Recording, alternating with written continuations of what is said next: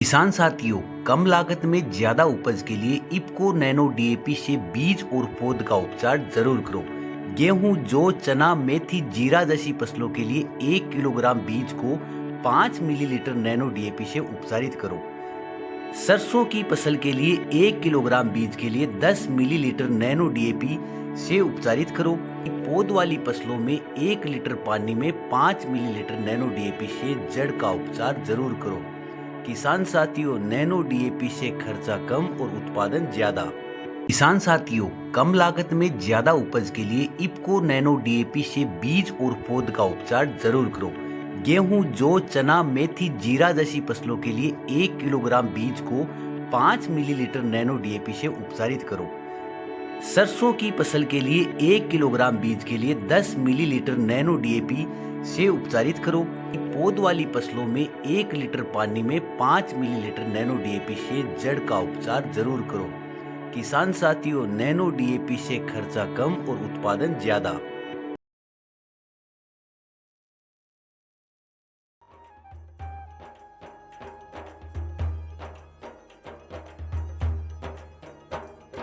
देख लो चौपाल रे सब बड़ा बडेरा आओ जी, सब लोग लगाया आओ जी, टाबरिया ने सब लाओ जी। देख लो चौपाल रे सब बड़ा बडेरा आओ जी, सब लोग लगाया आओ जी, टाबरिया ने सब लाओ जी।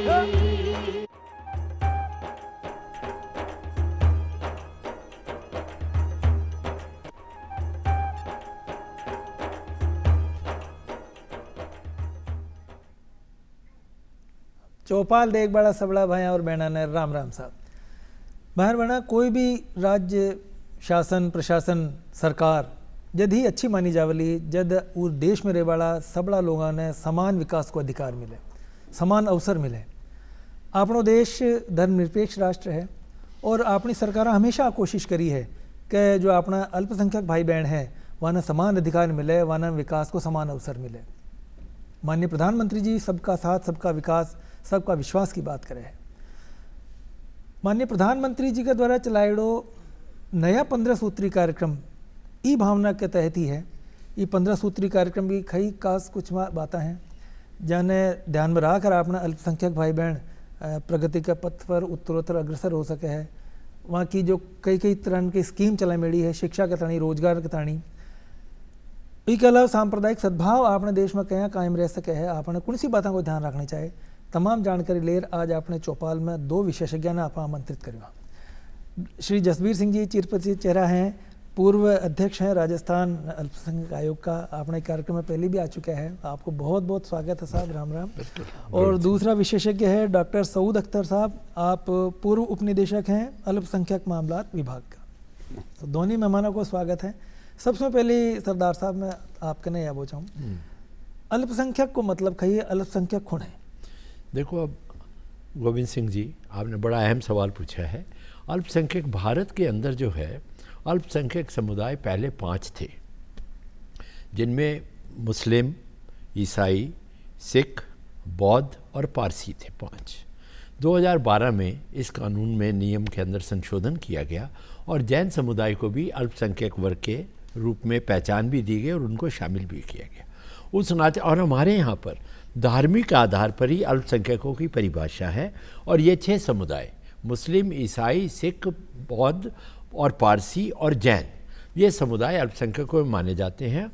और सरकार की विभिन्न योजनाओं में इन्हीं को, इन 6 वर्गों को धार्मिक आधार पर जिन्हें अल्पसंख्यक घोषित किया गया है, उनको अनेक किस्म के जो बेनिफिट्स और स्कीम्स जो हैं वो इन लोगों के लिए रहती जी। मतलब अल्पसंख्यक समुदाय में अबार जो वर्ग है वे 6 वर्ग है शामिल कर जी। तो डॉक्टर साहब, जो अल्पसंख्यक भाई बहना का ताणी जो नया 15 सूत्रीय कार्यक्रम, नया 15 सूत्रीय कार्यक्रम मतलब कहीं पहले भी हो कि जिन्हें अब पुराना हो रहा वो नया हो गया? नहीं, इसमें जो है अल्पसंख्यकों के लिए उत्थान के लिए कि शैक्षिक और उनके आर्थिक संबलन मिले, उसके लिए एक प्रोग्राम बनाया हुआ था। पहले इसको 20 सूत्र में सम्मिलित था, उसको अल्पसंख्यकों के लिए अलग करके और 15 सूत्रीय कार्यक्रम को पूरे 15 सूत्र बनाए हैं। इन 15 सूत्रों पर अमल करके सरकार अल्पसंख्यकों का हित करना चाहती है, अपने को अब अल्पसंख्यक भाई जो है उनको शामिल करना चाहती है। तो कशा 15 सूत्र है वे? 15 सूत्र में सबसे पहला सूत्र जो है वो तो है कि एकीकृत जो आंगनवाड़ी कार्यकर्ता या जो अपने ICDS है उसमें अल्पसंख्यकों में भागीदारी हो। पहला बिंदु ये है। दूसरा बिंदु है कि विद्यालय शिक्षा है उसको उचित बनाया जाए अल्पसंख्यकों के लिए, क्योंकि संविधान के सेक्शन 29 और 30 में स्पष्ट प्रावधान है कि माइनॉरिटी अपनी संस्थाएं खुद बना सकता है, खुद चला सकता है, खुद अधिकार पूर्वक उनका संचालन कर सकता है। उसमें सरकार किसी प्रकार की दखलंदाजी न दे करके उनको सपोर्ट देती है। तो इसी के लिए विशेष तौर से जैसे अल्पसंख्यकों के लिए एक मान्यता का सवाल रखा गया है कि उनको अल्पसंख्यक इंस्टीट्यूशंस को मान्यता दी जाती है माइनॉरिटी की इंस्टीट्यूशंस की, ताकि वो अपनी संस्थाओं को चला सके। उन संस्थाओं को चलाने के लिए केंद्र सरकार बहुत सारी मदद देती है, जैसे इंस्टीट्यूशंस को इस्टेब्लिशमेंट करने के लिए पैसा देती है, वहाँ लेबोरेटरी के लिए पैसा देती है, वहाँ अगर वो इंस्टीट्यूशन में किसी तरह की वो उत्तरोत्तर प्रगति करना चाहे तो उसके लिए वो देती है। साथ में अगर कोई इंस्टीट्यूशन ऐसा है जो कि टेक्निकल इंस्टीट्यूशन वो चलाना चाहते हैं तो उसके लिए भी वो सपोर्ट करते हैं। तो इस तरह से विद्यालय शिक्षा की और उनकी उपलब्धता की कि भाई जहाँ अल्पसंख्यक रहते हैं, RTE का जो रूल लागू किया उसमें कहा था कि 1 किलोमीटर के दायरे में उनके लिए शिक्षा की व्यवस्था की जाए सरकारी तंत्र में। इसके साथ साथ एक स्कीम लाई, मदरसा बोर्ड स्कीम, जो राजस्थान सरकार में और अन्य सरकारों में चल रहे हैं। चूँकि मैं राजस्थान मदरसा बोर्ड का सेक्रेटरी रहा हूँ उस टेन्योर में जबकि ये ग्रोन अप हो रही थी। इस समय सबसे बड़ी बात है कि राजस्थान सरकार तो मुख्य धारा का जो पाठ्यक्रम है उनमें पढ़ाने के लिए कि जो मदरसा चलते थे वहाँ केवल दीनी तालीम दी जाती थी। अच्छा। और वो बच्चे जो है दुनिया से जुड़े हुए नहीं रहते थे, हमारे सेपरेट रहते थे। उनको शामिल करने के लिए मदरसों के लिए एक स्कीम लाए वो मदरसा बोर्ड की। उसमें किताबें, मिड डे मील, अन्य प्रकार की जितनी भी चीज़ें हैं वो सारी मिलती हैं। परंतु केंद्र सरकार ने भी इसमें बहुत बड़ी स्कीम लाई, SPQM के नाम से। ये स्कीम जो थी, scheme provided of quality education in madrasa. मदरसा में कैसे ज़्यादा से ज़्यादा अच्छी पढ़ाई हो, कैसे इंफ्रास्ट्रक्चर अच्छे हों, इसके लिए ये स्कीम लाए। तो इस तरह ये का है। अल्पसंख्यकों में उर्दू भाषा का जो मामला है तो उर्दू भाषा के लिए भी सरकार ने बहुत कुछ किया। उर्दू भाषा के लिए उन्होंने कहा कि भाई जिस एरिया में 10 बच्चे पढ़ते हैं वहाँ एक टीचर लगाया जाए, 15 बच्चे हैं तो एक सब्जेक्ट टीचर लगाया जाए, और उसके बाद में अगर 50 बच्चे हैं तो वहाँ उर्दू विषय ऑप्शनल के रूप में खोला जाए। ये राजस्थान सरकार ने भी कर रखा है, केंद्र सरकार ने भी कर रखा है। नहीं, वो जो विषय है कि भाई उर्दू का ताणी अलग सो टीचर है, तो हर में जाने अपना अगर गुरु ग्रंथ साहब में गुरुमुखी में है तो गुरुमुखी के ताणी भी अलग सो टीचर आप रख सकता है कि या जैन भाई बहन अगर रखबो चाहो तो वो में भी है। उसमें विशेष तौर पर रहता है जो भाषा है, एक उर्दू के विषय पर इन्होंने अख्तर साहब ने बताया, उसी तरीके से पंजाबी भाषा भी बहुत से एरिया ऐसे हैं जो पंजाबी भाषा बाहुल्य है, जैसे गंगानगर है, हनुमानगढ़ है, अलवर है, भरतपुर है। तो उसके लिए भी सरकार ने प्रावधान रखा हुआ है कि इतनी संख्या के बाद अगर वहाँ पर स्कूल में बच्चे उस भाषा को पढ़ना चाहते हैं तो उस भाषा का टीचर भी वहाँ पर उपलब्ध कराया जाएगा जी।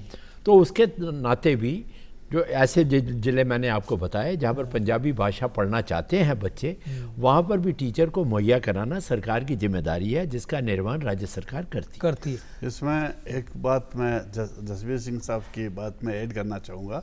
केंद्र सरकार के लेवल पे एक फॉर्मेट होता है, जो फॉर्मेट भरा जाता है, भाषाई फॉर्मेट होता है, वो 14 सेक्शन नंबर 14 पे होता है। केंद्र सरकार की जो एजुकेशन डिपार्टमेंट है वो इसको डील करता है।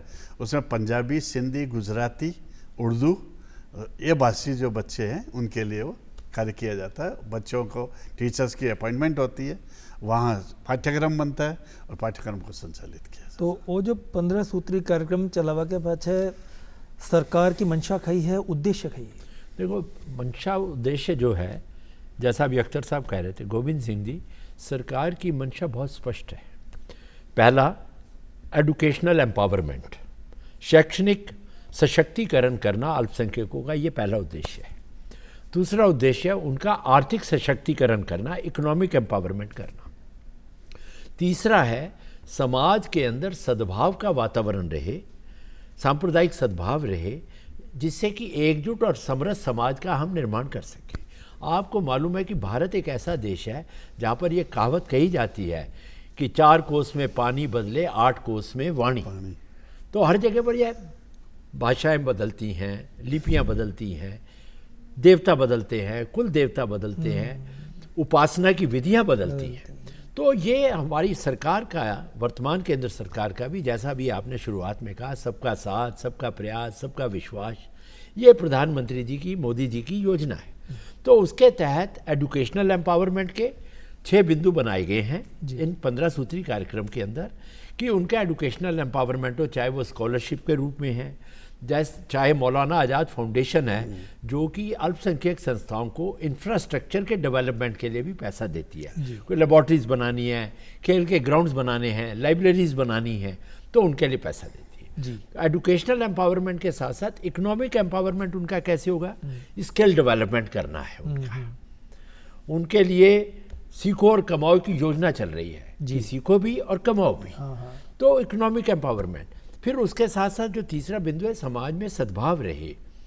जो सिलेक्शन बोर्ड हैं जहाँ पर एम्प्लॉयमेंट दिया जाता है, सर्विस कमीशंस हैं, उनके अंदर भी, उन सर्विसेज के अंदर, चाहे वो पुलिस की हो, चाहे राज्य सरकार के स्तर पर हो, चाहे केंद्र सरकार के स्तर पर हो, जो उनकी जो सिलेक्शन बोर्ड बनते हैं उनमें भी अल्पसंख्यकों का प्रतिनिधि उसमें रहना चाहिए, जिससे कि जब सरकारी नौकरियां दी जाए तो उनमें भी अल्पसंख्यकों का भी उनकी जनसंख्या के मुताबिक उसमें भी उचित प्रतिनिधित्व हो।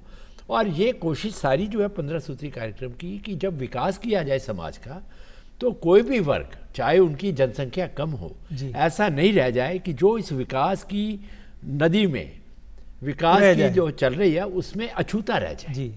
तो ये सरकार का बहुत अच्छा प्रयास है और इसके बहुत अच्छे रिजल्ट्स भी आए हैं, और लोगों का जो अल्पसंख्यकों का विश्वास है वो भी सरकार के प्रति बढ़ता है इससे। तो ये अच्छा।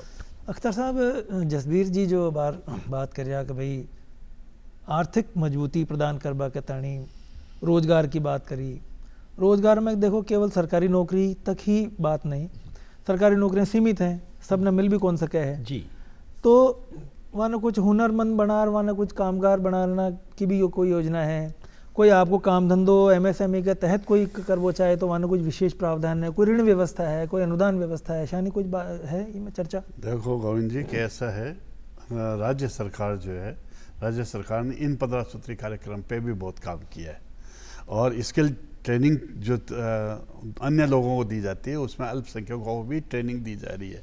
परंतु स्पेशल तौर से अल्पसंख्यकों के लिए एक ऋण की योजना बनाई है। 2 तरह के ऋण हैं, एक तो है व्यावसायिक ऋण और एक है एजुकेशनल लोन। व्यावसायिक ऋण तो उन लोगों को मिलता है जिनके पास पैसा नहीं है पर वो कुछ काम करना चाहते हैं, अपना धंधा चालू करना चाहते हैं, तो उनके लिए ऋण का प्रावधान रखा गया है। और वो माइक्रो फाइनेंस के रूप में हो चाहे अन्य तरह से हो, वो ऋण की बात रखी गई है।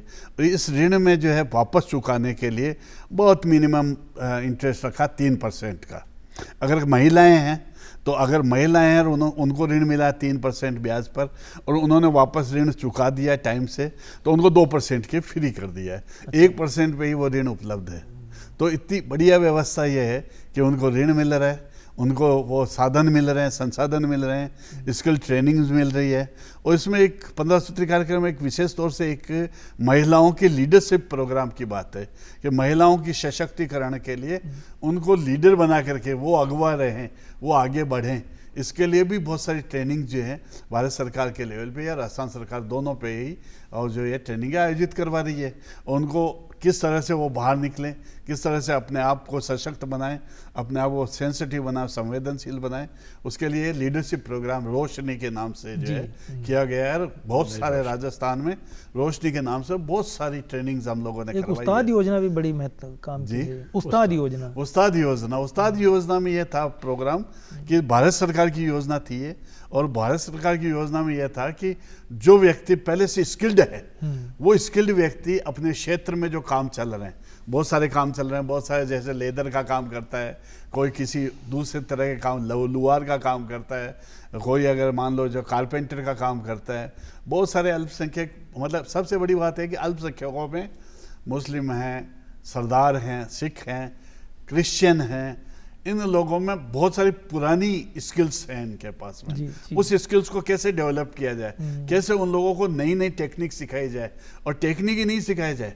उसमें एक बहुत बड़ा प्रावधान ये किया गया है कि विपणन कैसे करें, वो कैसे जा करके उनको बेचे, माल को बाजार में कैसे बेचे, उसके लिए भी विपणन योजना, माइक्रो मैनेजमेंट इसकी योजना बनाई हुई है।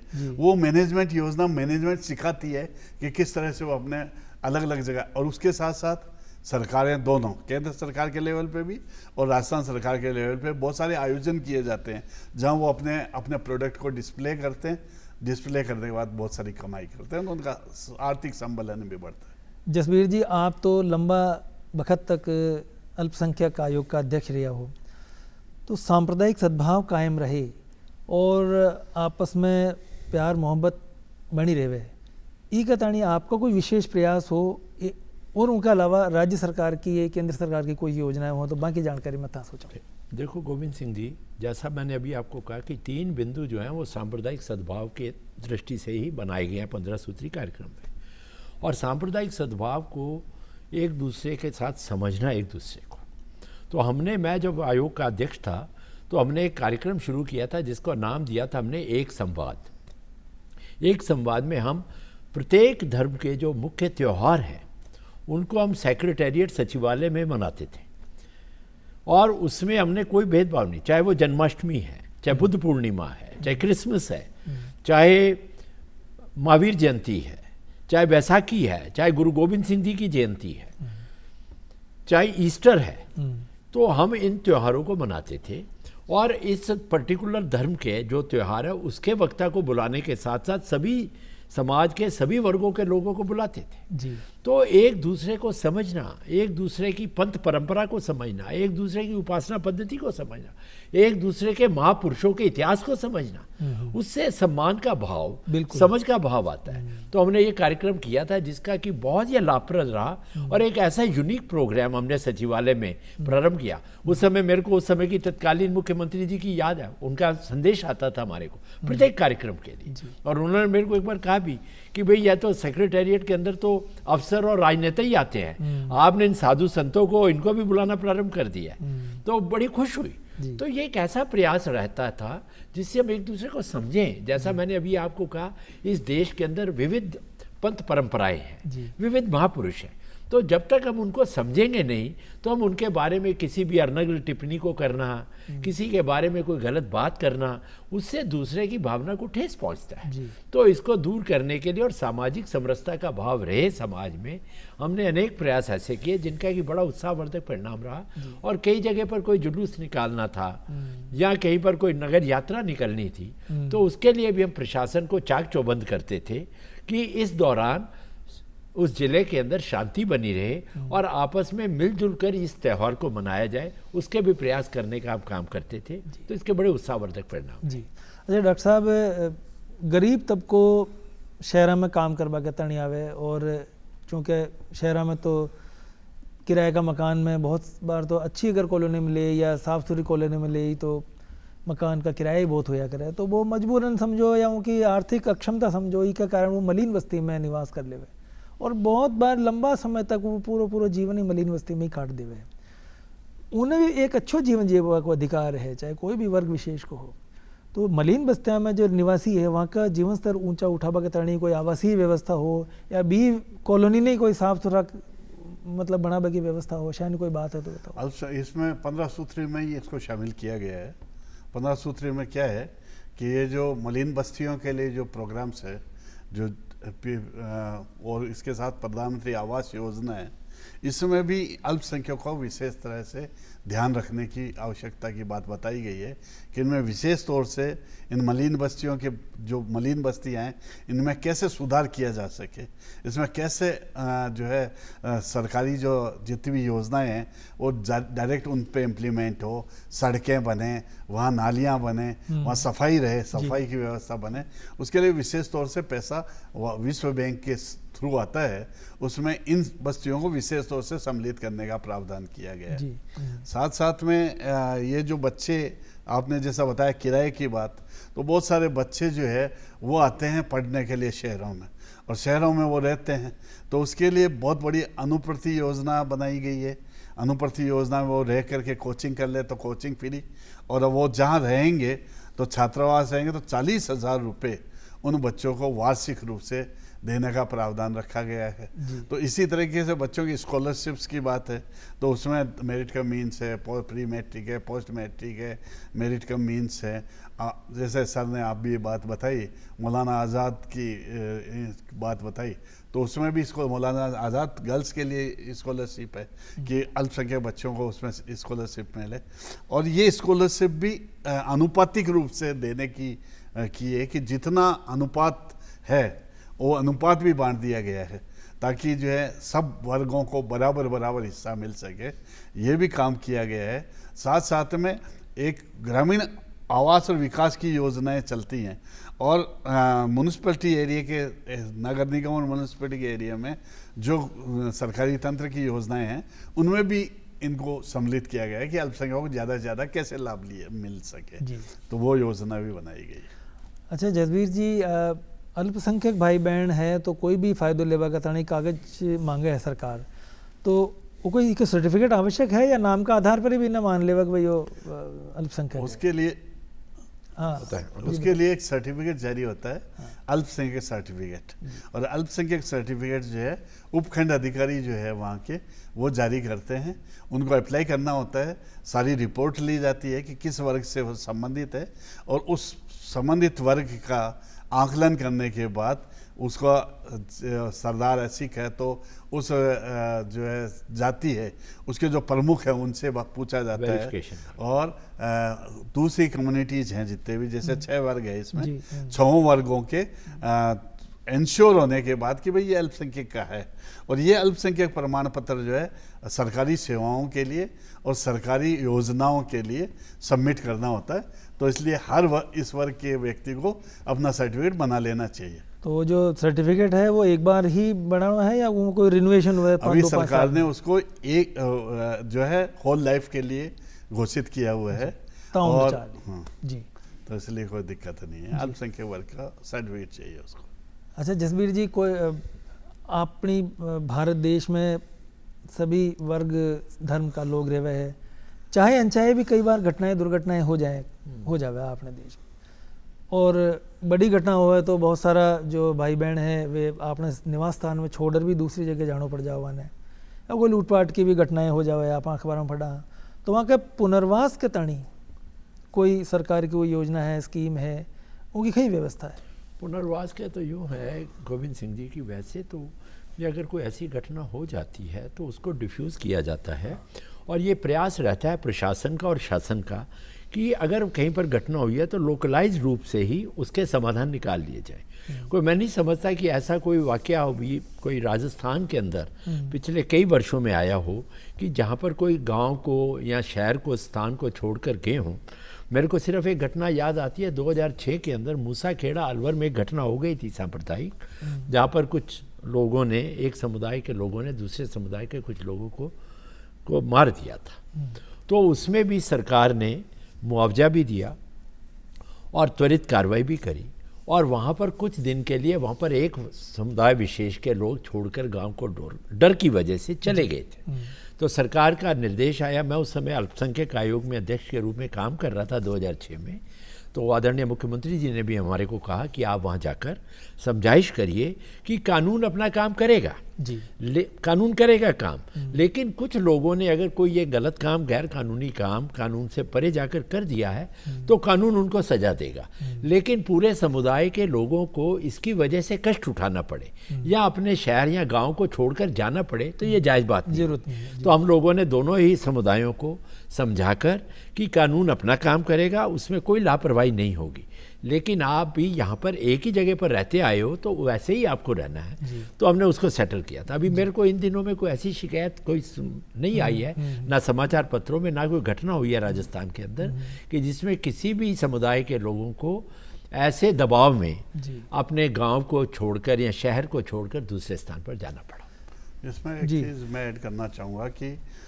ये 3 बिंदु विशेष तौर से इस बारे में लिए गए हैं। एक तो होता प्रिवेंशन बेटर देन क्योर, कि हो ही नहीं वो चीज़, जी। उसके लिए भी सरकार बहुत प्रयास करती है कि किसी तरह का कोई दंगा या कोई बिना मतलब या अशांति न फैले, पहले से ही सजग रहती है गवर्नमेंट। उसके बाद में यदि इस तरह की घटना हो जाती है तो उस घटना में एक चीज़ अभियोजन की बात है कि तत्काल अभियोजित किया जाए, तत्काल कार्रवाई की जाए। और तीसरा है पुनर्वास। तो पुनर्वास में यह है कि उन लोगों को आपस में समझाइश करके पुनः इस्टेब्लिश किया जाए। ये तीनों चीज़ें इसके साथ जुड़ी हुई हैं। जी। तो जो मान लो कोई भाई बहन है, पीड़ित है या कोई योजना को लाभ लेवो छावे है और उनकी कटे सुनवाई कोनो हो रही है या उन्हें कोई दिक्कत है, कोई परेशानी है, कोई शिकवा शिकायत है, तो कटे जार अपनी बात रख सके। उसमें देखो गोविंद सिंह जी, मैं बताऊं कि इसमें अल्पसंख्यक आयोग भी बड़ी महत्वपूर्ण भूमिका निभाते आए हैं। चाहे बाकी के भी जो है, चाहे मदरसा बोर्ड है, चाहे वक्फ बोर्ड है, वो भी काम करते हैं। जी। लेकिन अल्पसंख्यक आयोग क्योंकि इस काम को उसके पास सेमी जुडिशियल पावर्स भी रही हैं, तो मैं जब आयोग में अध्यक्ष के नाते काम करते थे तो हम प्रत्येक ज़िले के अंदर जन सुनवाई के कार्यक्रम किया करते थे। वहाँ जाना, पहले एक सेशन 2-2.5 घंटे का रखना उस ज़िले के अंदर, पहले से उसकी पब्लिसिटी करते थे समाचार पत्रों के जरिए कि यहाँ पर आयोग आएगा और आपकी कोई भी समस्या हो, चाहे वो जिला स्तर की हो, चाहे वो प्रदेश स्तर की हो, चाहे वो राष्ट्रीय स्तर की हो, तो आप अपनी समस्या को लेकर आइए। हम समस्याओं को लेते थे, उनकी सूची बनाते थे कौन कौन से विभाग से संबंधित है। फिर उसके बाद हम दोपहर में समस्याओं को लेने के बाद जिला प्रशासन के साथ कलेक्ट्रेट के अंदर बैठक किया करते थे, जिसमें कलेक्टर भी मौजूद रहते थे, एसपी भी मौजूद रहते थे और वहाँ के जितने डीएलओज थे संबंधित विभागों के, चाहे वो इरिगेशन के हैं, चाहे वहाँ पर नगर परिषद के हैं, चाहे बिजली विभाग के हैं, चाहे जल विभाग के हैं, चाहे सफाई का काम है, तो उनके लिए जिन जिन विभाग की हमारे पास समस्या आती थी उस विभाग को समस्या वो पर्टिकुलर दिया करते थे। और हम अल्पसंख्यक वर्गों के लोगों को भी उसमें जब प्रशासन के साथ बैठक करते थे उसमें बुलाते थे। तो प्रत्येक समस्या, ज़्यादातर समस्याएं 90% जो होती हैं वो जिला स्तर की वो होती हो ही जाती है। सही। किसी को छात्रवृत्ति नहीं मिली है, किसी के मोहल्ले में सफाई नहीं हो रही है, हाँ, मतलब छोटी मोटी बातें है, ज़्यादा तो कोई उनका हमारा प्रयास रहता था 85 से 90% समस्याएं वहीं पर, जी। क्योंकि कलेक्टर और सारे अधिकारी मौजूद रहते तो वहीं पर उनका निराकरण कर दिया जाए। भाई थे दोनों विशेषज्ञ जो कार्यक्रम में पधारिया था, बहुत बहुत धन्यवाद। और चलता चलता मैं आई खेबो चाहूँगा, जो सरकार 15 सूत्री कार्यक्रम चला मिलो है, एको फायदो सब लोगों ने लेनो चाहे और कड़े दिक्कत आवे तो बीकी सुनो भी तत्काल है। जसवीर जी आपका बहुत बहुत धन्यवाद। जिला अल्पसंख्यक कल्याण अधिकारी वो भी रहते हैं, हर तैनात जिले पे होते हैं, हर जिले में एस्टेब्लिश्ड है। वहाँ वो जाकर के अपनी शिकायत या अपनी कोई समस्या तो बताए। बहुत बहुत धन्यवाद। आप कार्यक्रम बहुत बहुत अच्छा Govind Singh ji, thank you sir.